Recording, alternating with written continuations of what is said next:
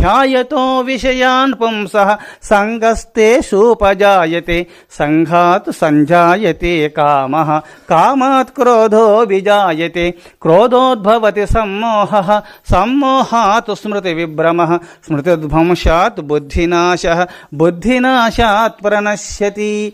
అర్జున, ఎవరైనా ఈ ఒక కోరికలను ధ్యాయతో విషయాన్ పుంసః, ఒక విషయముల గురించి దాన్ని చింతిస్తమా, దానిపైన కోరిక జనిస్తుంది సుమా.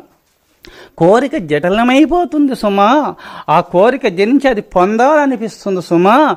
అది పొందపోతే కోపం ఉదయిస్తుంది సుమా. ఆ కోపం వచ్చిన తర్వాత ఆ కోపంలో అవివేకం ఉదయిస్తుంది సుమా. అవివేకం వల్ల మతి భ్రమణ కలుగుతుంది సుమా. ఆ మతి భ్రమణ వల్ల ఏమవుతుంది? బుద్ధిని